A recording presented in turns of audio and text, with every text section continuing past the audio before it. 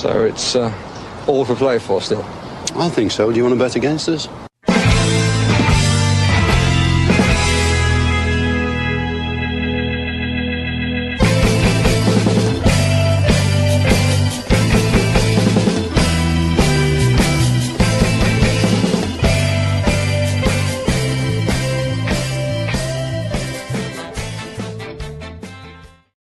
Aston Villa fans, and welcome to For the Love of Paul McGrath podcast. And I'm delighted to be joined today by Paddy, who is back from Villa Park, and he's sporting a very dapper scarf, Paddy. And I know it's not the one from the previous game against Club Brugge, because that's hanging up behind you. First of all, Neil, Sláinte and happy birthday. Indeed. Thank you very much. We broke out on a school night to celebrate your 50th birthday. So happy birthday, Neil. I hope my 50th birthday, my whole last couple of hours of your 50th birthday are good, and we'll celebrate in person at the weekend. But happy birthday. And for everybody who's listening, fuck you, Paddy. I'm only 40. Yeah, but you look older than me, so you must be 50. I know. I've aged today anyway. That's one thing for 100% sure, is I've aged today. Yeah. This wedding can just come now. It can just be here. It's on Saturday. I could do with it being 9:30 on Saturday. Now it's supposed to be 9:30 on Thursday. But anyway, that isn't what tonight's about. Paddy, talk to us about look, I know this is a Newcastle preview, but talk to us about what it was like being in the stadium on Tuesday night. You know, the I suppose despair to hope to despair again, really, you know, at the end when Villa didn't get that last vital goal. I've got to say, in the most unusual way, it was the most bizarre night I've ever spent in Villa Park, because you're dealing with emotions that you've never experienced before. Your team is playing knockout European football at that level, and you're going into it to just enjoy the game and enjoy the occasion. You go 5-1 down, then all of a sudden it's 5-4, and you're gone from here down to here to here, and then when it finishes, you're kind of somewhere in between where you started and where you finished. It was the most weirdest feeling to slump into the seat after the game. You know, when both teams slumped to their knees after the game, that they were absolutely relieved to get out of there into the next round, because the place was absolutely rocking. It was rocking at the start. We went behind on the night, they were singing. We went 2 behind on the night, we were singing. And all of a sudden, we score. It was a bit of hope.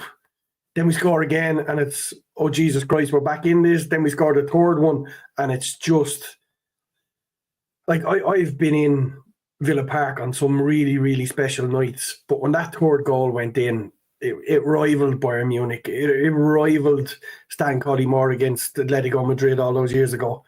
It was just an amazing, amazing night. And it's really hard to describe, because you've got so many different emotions all going on at the one time.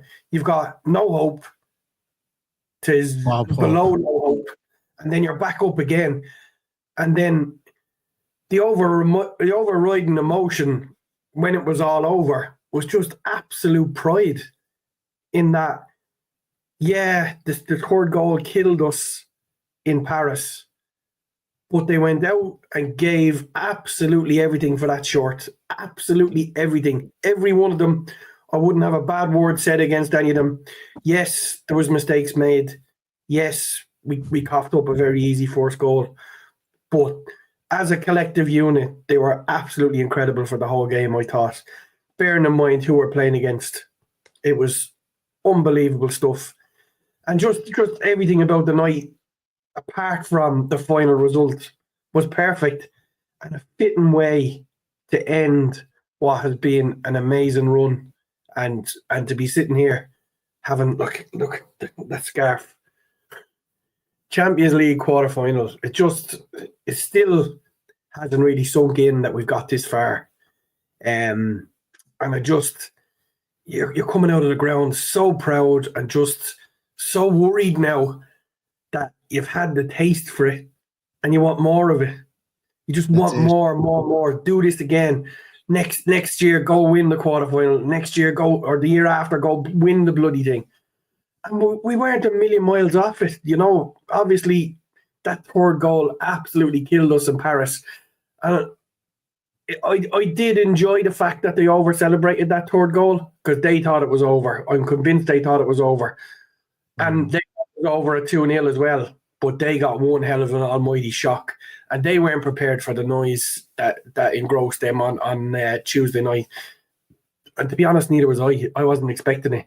It was just amazing. And, hats off to everybody involved for creating an epic atmosphere to what has been an epic European season.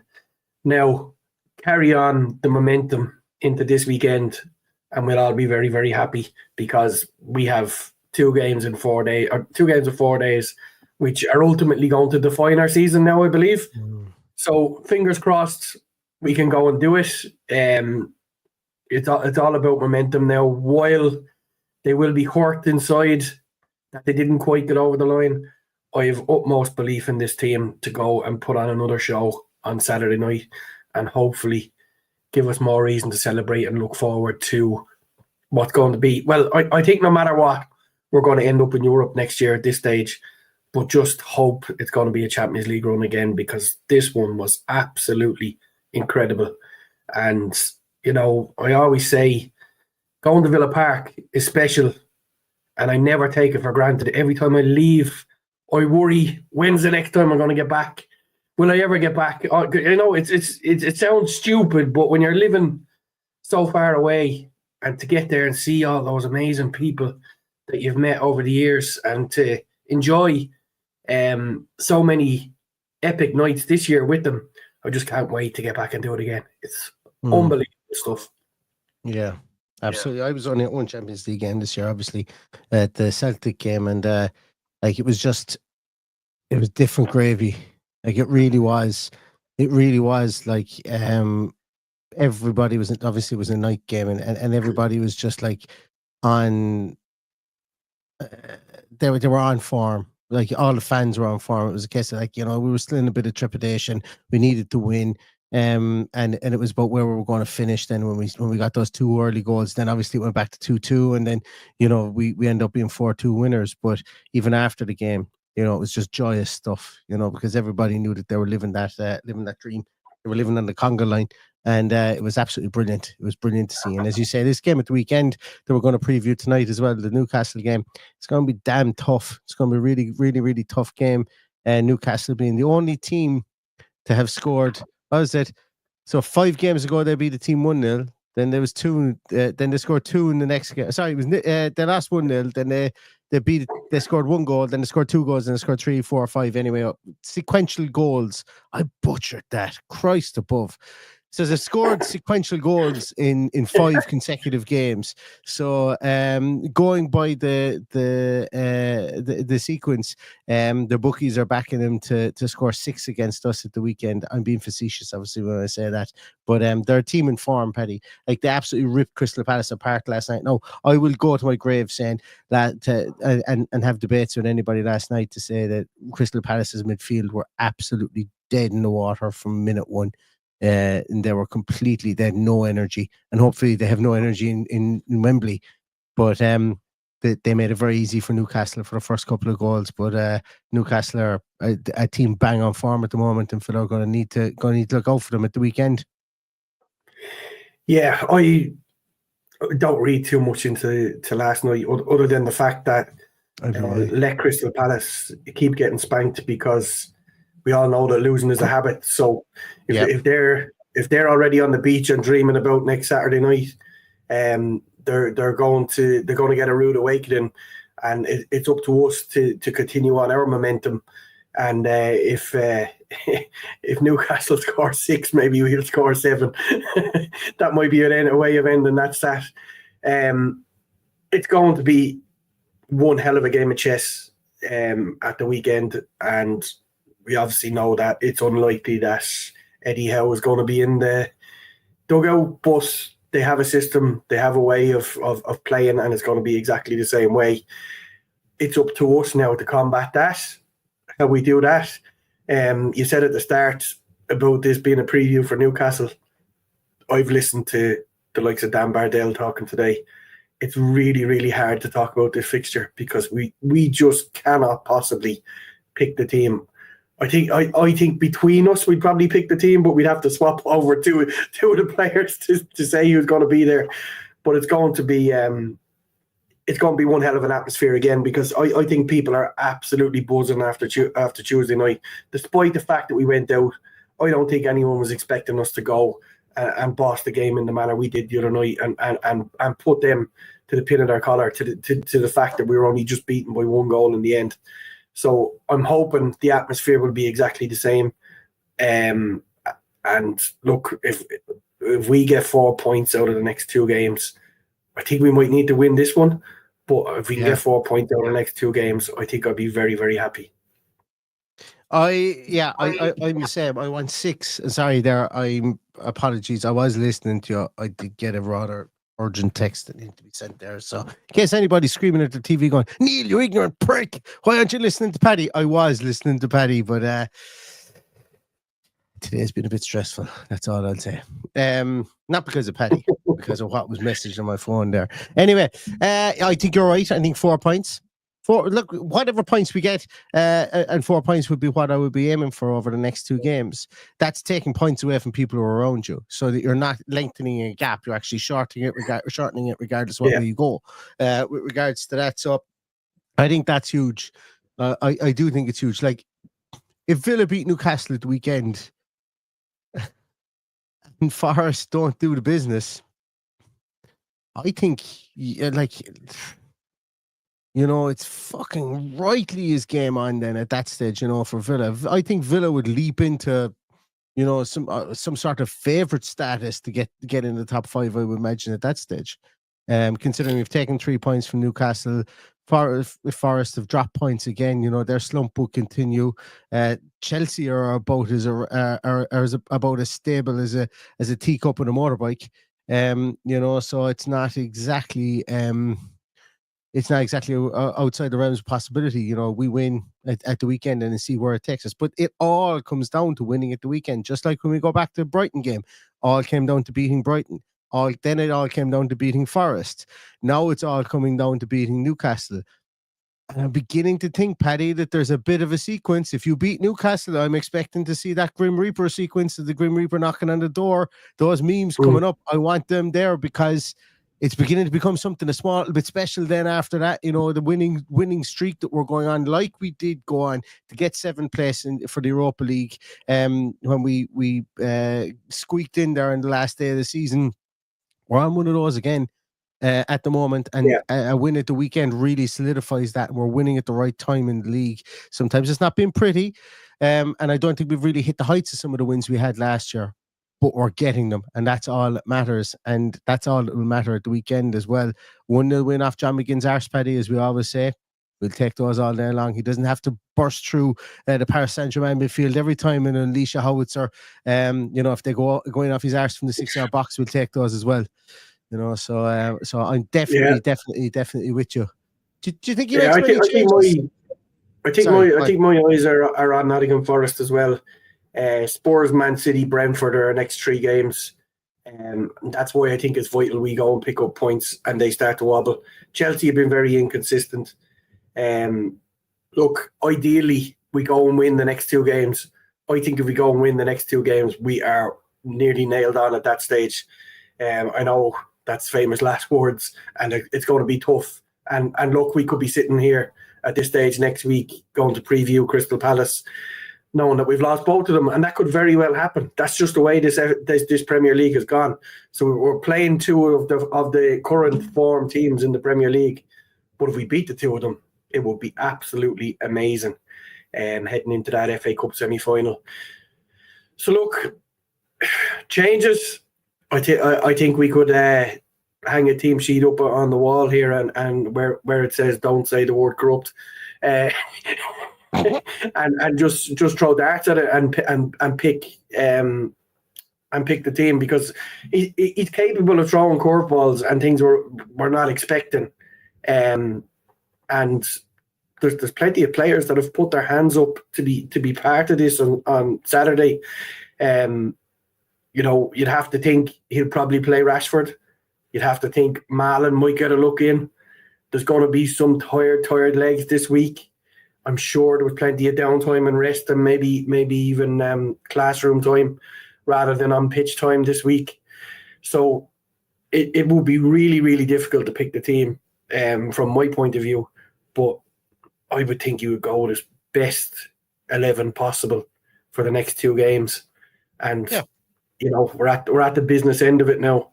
So now is the time to play the best you have and keep the continuity going.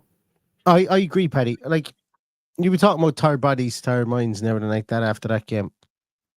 I'm not so sure. I'm not so sure. I'm not so sure that means. Sorry, I'll just clarify. I'm not so sure that means that he will make changes. I'm not sure that there will be like lots of changes from that team that went out at the weekend. I could see Rashford still starting up top. I could see Ramsey maybe coming in on the left-hand side. Maybe Onana drops back out. Something along those lines. But I don't see massive wholesale changes. Maybe Maatsen starts at left back. And the reason I don't see that is because a couple of people have said it there. Your season's on, not your season, obviously, because we're in the FA Cup semi-final, but, you're not really going to be resting those players on the 19th of April for an FA Cup semi-final on the 30th of April? You're not going to be resting them then. So I think he's going to play them. And I think he probably sees we have to beat Newcastle for Man City to have real meaning. So you got to go and beat Newcastle first. And, while we talk about the 11 that went out that started the game against PSG, like that may not be our best 11. That's what I'm saying. Not what I'm saying, but I would imagine a lot of those will start again on Saturday because he'll want to get a win on Saturday for obvious reasons. Home game, they're few and far between in the running, and against a 6-pointer against Newcastle for the Champions League. So, but I agree with you. They will be tired. They will be tired legs out there, sure, but it's about how we manage them. I'm not worried about the mental tiredness or the mentality of the players. I don't think anybody is kept within the inner circle if they're not mentally ready for everything that's going to be thrown at them. We're dealing with a mentality monster with our manager. He expects to save for his team. He doesn't expect anybody to be a passenger, either physically or mentally. We have seen him be brutal with players who seem to be that way. And I'm not going to point fingers, but everyone could see players that were shipped out on loan and were considered, not good enough to be up to this level. And thankfully, we're still here on the 17th, heading into these 2 games, again with a full complement of players. It's just like we've been building up, and we've done all our long runs preparing for this marathon, and we've got about a month now of a marathon that everybody needs to be at full tilt and keeping the heads as cool as they possibly can, not getting involved in any stupid stuff off the ball or on the ball for that matter, no flying into tackles, just keeping the head, inflicting our game on whoever we come up against. And whoever that is in the attack and in the centre of defence and a wing back or whatever it is, it's so hard to pick and so hard to judge what he thinks. Does he go with an Ian Maatsen? Does he go with a Garcia for this one? Does he put the Sassy back in there? Does he put Konza or Mings back in there? I have just no way of determining in my head what he's going to do. So that's what makes this discussing future games really, really difficult. And that's why I said to you, let's have a pint for your birthday and we'll just talk shite for a while. yeah, why not? And this won't be a particularly long preview because I need to hit the scratcher at some stage. Big day tomorrow. But exactly, I was just about to highlight that as well. Peaking at the right time. It's I'd like to say it's a skill, but it's not. And you can have all the amount of sports science that you like within your club, but a player could just overstretch in training and pull a hammy and be out for 6 weeks, and there's no sports science that will tell you this guy shouldn't train today. They can just say, yeah, listen, he's loading on his muscles X, Y, and Z and stuff and things like that. Yeah. But I think it's going to be like, I'd prefer I'll put it this way to you, Paddy. If we started with Rogers, Asensio, Rashford all behind Watkins, with Tielemans and Kamara in midfield, I would not be surprised. Like, as I say, and I know I was saying that he might go with a lot of the players, but to me, that's still a first team 11, and that's the beauty that we have here with the squad. And regardless of whether he goes Mings in defence, whether he goes Disasi in defence, whether he goes Maatsen at left back, whether he goes Garcia at right back, or whatever way he looks at it, we still have 11. We will still have 11 quality players. And if anything, the midweek changes where everybody was kind of going, Onana, wasn't expecting him to be in there. What way is the formation? They worked in a greater scheme of things. Yes, it took them time to bed in, but they worked, and that's the beauty. That's my big highlight when we do the Emery Awards at the end of this year, Paddy, and we give out our awards. I think it's going to be very difficult to give out some of them because of how good the squad has been this year. And how since the turn of the year, anyway, I suppose realistically how dependable are the players have been since they've come in. And prior to that, when we were going through the injury crisis as well, there was some players who came in there and played really dependably for a period of time, even though results weren't getting there. So yeah, as you said, it's going to be one to savor. And you better, we've to develop, actually, Paddy, let's do this here. We can do it here now because I know Kira won't be watching. No, my missus won't be watching this anyway. So that is a given. So we can make our plan here. So I need to know, one hand in the air means Villa have scored. 2 hands in the air means Newcastle have scored, because we won't be sitting at the table and you will have the iPad at your table. Now, you're actually at a pretty table that's full of crack, actually. So I need you not to be having too much crack. I need you to just watch the game, in fairness, actually. I guarantee you, Neil, that it will be a hand signal. I'll probably be on top of my chair. Point in the air. A point in the air. If I see a point flying into the air, I'll know. Yeah. Actually, I'm a million miles away from you. I was only doing the table layout. I'm not a million miles away from you. So I'll be able to see you. Anyway, doing the table layout 2 days before the wedding. Well, this is version 3. I won't get into it, but it's all good. Yeah. Anyway, so it's going to be a good game. I think it's going to be good weekend. I'm hoping it really is a good weekend. Look, as I say, turn 40 today on Thursday. Tomorrow I set sail to go to my wedding venue and get married on Saturday. Villa hopefully beat Newcastle on Saturday, and then on Sunday the Munster Hurling Championship starts here in Ireland, where I am literally, it's a prerequisite of getting married on a Saturday, whereby we get back to our home place here, and we've got the pub booked from 1:30. We've got tables booked in front of a TV to watch my beloved Limerick play in the hurling championship on Sunday as well. So I could be coming out of this either smelling the roses or smelling like absolute. What? Who are they playing? Playing Tip. All right. Yeah, at the weekend. Yeah, on Sunday. So looking forward to that. So it's going to be a real weekend of sport and getting married in the middle of it. That's the way my weekend is looking at the moment. Yeah, it's a bit of a mad time, isn't it? Yeah.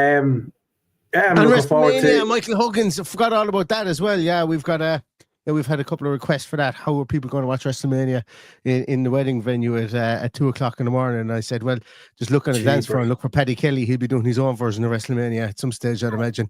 I didn't realize there were 10-year-olds coming to your birthday, Neil. Stop, Paddy. We're all 10-year-olds. We're all 10. There's actually a professional wrestler coming to my wedding, so. Is there? My cousin is a professional wrestler, yeah. So not a WWE standard or whatever, and he's actually, I presume he's cursing my actual physical being, because I think he's been to the last 10 WrestleManias in a row. So as far as I know, he's coming to the wedding anyway. So we'll see about that. Good stuff. I'm going to give a few shout outs to Michael Huggins. Met Michael on Tuesday. He had a 7-up and I had a pint, the usual. And it was great to catch up with Michael and Chad are doing a gig in the Aston Inn on the 2nd of May, which I believe I have to ask questions. And there's a number of people involved in the night. So Michael and Chad will be there, and myself. Frankie Maguire will be there, who I met on Tuesday night also. And we had a couple of points with him. And then we've got the two of the guys from Up the Villa podcast. We've got Justin and we've got Hannah. So we might have another couple of guests coming along. But please do go on and have a look at I would have retweeted the link yesterday. If you go back through, there's not too many tweets today because I was so busy in work.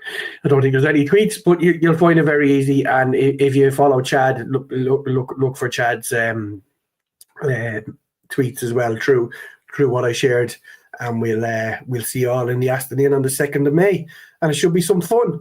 And it's all in aid of Acorns, which is really important, and we hope to see many of you there, if you can get there, and we'll have a fun night out.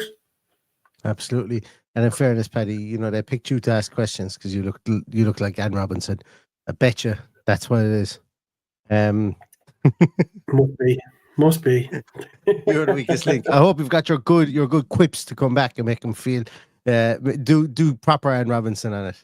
That's it. All right, let's do Chris Tarrant. I don't know, whichever one you want to do. Who's good at asking questions in any Irish TV? I don't know. If it's going to be all sports questions, just do your best George Hamilton anyway. You can never go wrong with regards to that. So, yeah. So, Paddy, do you think Villa are going to beat Newcastle at the weekend?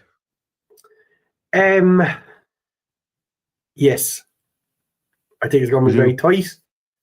But from what I saw the other night, I think this team, this group of individuals are capable of anything. And it's just like the amount of emotions we went through on Tuesday night. You just can't see them not qualifying for the Champions League now. I just can't see it. So it starts this weekend with a win against Newcastle, and then we know somebody's going to fuck us over Tuesday night, whatever fucking clown PGMOL send or sits in fucking Stockley Park. And they might do the same on Saturday night, but I just know it's coming on Tuesday night because they want Man City in the Champions League. They couldn't give a shit about Newcastle or Nottingham Forest or Aston Villa, but they want Man City in the Champions League. We know what they're like, and it's up to us to do the absolute best we can. And I think you're right. I think we can catch Forest. I think we'll get ahead of Chelsea. I just have a sneaky feeling that we could end up finishing fourth. Just looking at the fixtures, I think Forest could slip very, very quickly if they're not careful, and they're just having that wobble at the wrong time, which is a shame because I'd love if it was ourselves, Newcastle and Forest in there with Arsenal and Liverpool when all this ends. And fingers crossed that is the case, because I think anyone other than a Chelsea fan or a Man City fan would want that. I think we became the second team of a lot of European clubs over the last few weeks. I think there's a lot of people around Europe that have fallen in. The amount of messages I've got from people who I've met over the years, Fiorentina fans that I met in Athens last year, Olympiacos fans that I met in Athens, Sampdoria fans who are friends of mine were messaging me, Barcelona fans who are friends of mine who are messaging me. It's just a special time for Aston Villa. And it's just a little snippet and look into what's happening around the world. And a few people mentioned my Botafogo to Ballahadreen on Tuesday when they met me, which they thought was very funny, especially the Irish fellas. And a fella from Ballahadreen, Michael, came up and had a good laugh. So he reckons we have 13 Villa fans in Ballahadreen. 13? He didn't know how many were in Botafogo though. Jesus, no. And none of them. Well, if you go to Gort, you'll definitely find people from Botafogo out there. It's not too far away from not too far away from it. All right, Paddy, looking at the fixtures of the weekend, it's actually a brilliant weekend of fixtures. It's actually a really, really good weekend of fixtures. Like really evenly matched. You've got Brentford and Brighton, That's going to be a cracker of a game. Crystal Palace Bournemouth, it's going to be a good game. Everton Man City. Everton, I'll tell you one thing, David Moyes has sprinkled the special sauce on Everton since he's been in there. I know he's a draw merchant since he's been in there, like, but still, it's like the plucky Everton. Pickford is blocking pebbles in there for them, and they're playing against City, so we see how that works out. We've got West Ham and Southampton. We've got ourselves in Newcastle, and then when you go into Sunday, you've Manchester United and Wolves, two very, very evenly matched teams. You've got Fulham and Chelsea, again, two evenly matched teams. I suppose the only two, and then the next two games then will be Haydn's, you'd imagine, Ipswich versus Arsenal and Liverpool versus Leicester. Excuse me, I'm a bit harsh on Ipswich for on that one, I think. And then you've got Monday night, you've got Spurs versus Forest. And that's going to be a good acid test for Forest. Spurs were winning against Eintracht Frankfurt there, as I get a dose of the hiccups in the middle of this podcast. Not a good time for them, is right, yeah. Spurs beat Eintracht Frankfurt 1-0. City and Lyon are gone to extra time, actually. But yeah, so look, a lot of good games this weekend. And put it this way, you beat Newcastle and there's a couple of draws there. You start to gain ground on a lot of teams, because at the moment the league is pretty condensed up there from our point of view. And anybody who starts to win games here now will start to put a bit of distance between themselves. Like, for instance, we're 54 points, Newcastle are 59 points. I know that that's 5, but you beat them, you're up on 57, level with Nottingham Forest, 2 ahead of Man City, pending what they do in their games. And also, we're level on points with Chelsea, I think, which is absolutely huge for us at the moment, considering that Chelsea have Fulham, which will be, a relative derby there. For them, they won't want to give any ground there, and Fulham still chasing 7th place themselves on 48 points. So, this is very good. No relative about it. It is a derby. I know it is. Yeah. It's probably one of the closest derbies in the Premier League, I'd imagine. Geographically, but that's what I'm saying. Like, do Fulham really have any derbies, considering how well behaved they are as a club? Two very kind of affluent, two clubs from a very affluent part of London. Like, the derbies there, it's more of contretemps, I think, as Martin O'Neill put it, as opposed to derby. But I know what you mean. It is definitely a derby, but they're not going to give any intra-quarter there. So it's a nicely even matched slate of games, whereby a win there could be a lot of draws this weekend, is what I'm getting at, and a win for one of the teams could, 2 points is a lot to gain when you're talking that 5 points separates 7th and 3rd in the league. 5 actually. 9 points separates 2nd and 7th in the league. Not saying we're going to get 2nd, but still, you might. That's not cut and dried either.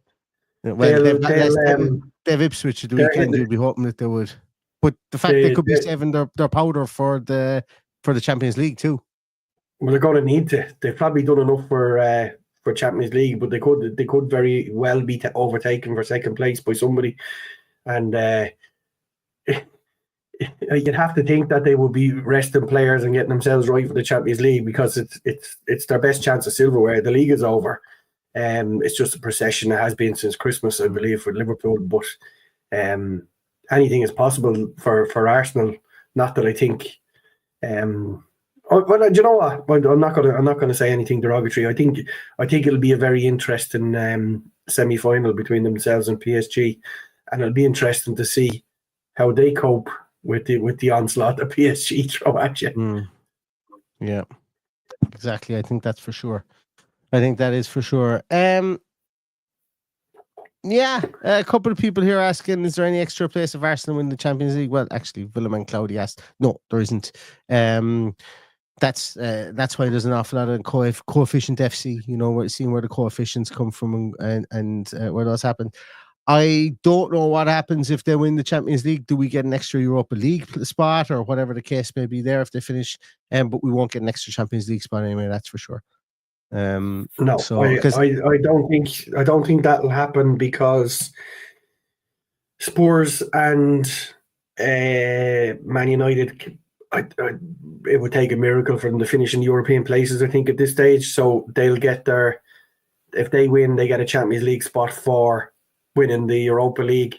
Yeah. Chelsea will be guaranteed a Europa League spot should they win the Conference League, and that's where the question must have to be asked: is there an extra place if Chelsea? I know that there has to be, because, like, I think it was the nine Italian teams were in Europe this year. And just for seeking as well, yes, we do. A fifth place is a Champions League place for England this year. It is. It's 100%. That's 100% given. We were talking about, could the sixth place, if Arsenal win, could sixth place go to be a Champions League team? And that's not the case. No, definitely not. Yeah, so we'll see what happens. You know, with any of this stuff, there's always permutations, and there's always clause 5B or something like that in any of these rules that then will allow one thing to happen or another thing to happen based on goal difference, or what color car Gianni Infantino is driving at any given time. So there's always kind of clauses in this stuff, but we'll keep you abreast of the situation if we hear any more. But as far as we're aware, that does not happen or does not count. Yeah, I think that's going to do it, Paddy. Do you have anything else you need to go through or want to go through? I suppose the only other thing to talk about is that rather strange announcement of our fixture against Spurs is either on a 2:15 or 7 o'clock. Or 7 o'clock, yeah. Best of luck trying to get to that from Ireland on a Sunday. It was kind of one of them. Yeah, sure, you'll probably be in the semi-final anyway, or the final anyway. That's what I was going to say, Paddy. It's on the Sunday at either 2:15 or 7 o'clock, but it also may not be on the Sunday at all if Aston Villa get into the FA. Like, fuck me, what's the point in announcing it? Like, it's like things that go, we'll be announcing our team in an hour's time. So you've just announced the fact that you're going to make an announcement. You know, there are things like that drive me mad. But anyway, it's a bit weird, it is what it is. And the problem I have is my good friend Spud is coming from Australia that weekend. Yeah. Either for an FA Cup final or for a match at Villa Park. So there was a bit of panic when it came out. I was going, oh my God, is Spud going home on Sunday night? It could be 7 o'clock. Did that happen to him the last time? It did, yeah. And he had to change his flight because they moved the Liverpool game to a Monday night, if you remember, last year. So, yeah. So we were laughing today when that came out. But I'm hoping and praying that it's a Saturday evening trip to Wembley that he's coming for and not Villa Park on Sunday, because I think that will be a bit of a letdown in our season, because we've got one more big push, get over these two games and then talk about a trip to Wembley, and then let the madness begin of trying to sort FA Cup final tickets, because that's it. There's a lot of people giving out about what's going on with the semi-final tickets, but I'm not going there tonight because I'm still 119 and 121. One of the lads has said there have opened up.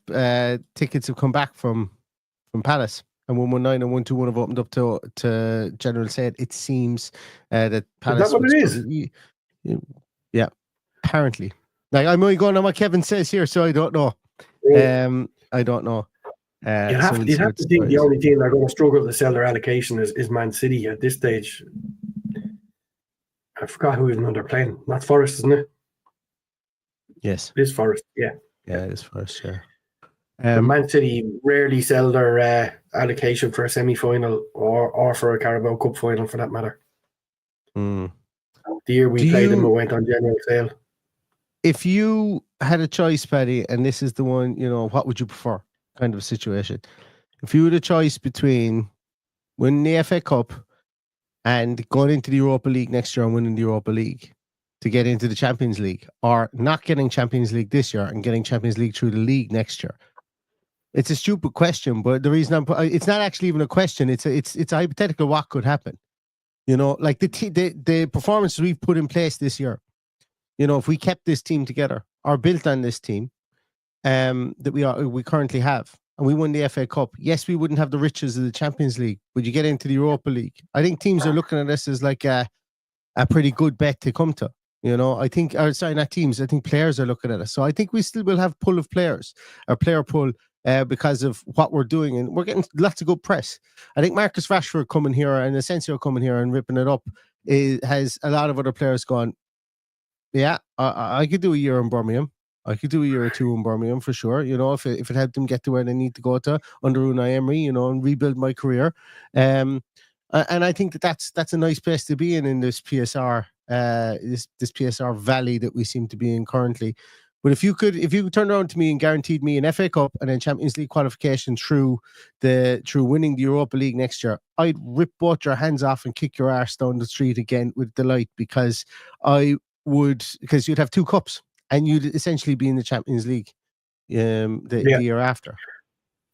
To answer your question, yes. And my question was stupid. I know my question was absolutely rubbish. Like, because you said, would you prefer not to get Champions League at all, or to win an FA Cup and win the Europa League? Is essentially what I asked you. No, look, if you were to offer me an FA Cup this year and winning the Europa League next year in order to get Champions League the year after, I would 100% take that option. And I'd knock the North Stand on the 31st of May and get it built over the next year. And we go into the Champions League the following year with a brand new stadium. But look, you can't. I listen to these hypothetical questions on podcasts. It's very hard to pick what you'd want. I think we could have both. I think we'd have Champions League and have the FA Cup. I think that's very possible. So I'm not giving up hope on anything until it's mathematically possible. But I would love us to win a cup. I think that's all that Unai Emery is missing from his time with us, and I think it would be a perfect springboard. I think from a club point of view, to attract players, we need Champions League football. But from a fan point of view, we all just want to win that FA Cup because it's been so bloody long since we won it.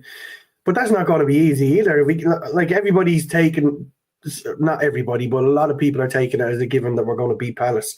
They've had our number this season, 100%. albeit they're not firing on all cylinders. And I would expect us to win the game as things stand currently. But we've also got to go and beat either Forest or Man City should we get through that tie. So it's going to be really, really difficult. But I'm all for it. It's going to be an interesting month. And I'm just so looking forward to everything that's coming down the line.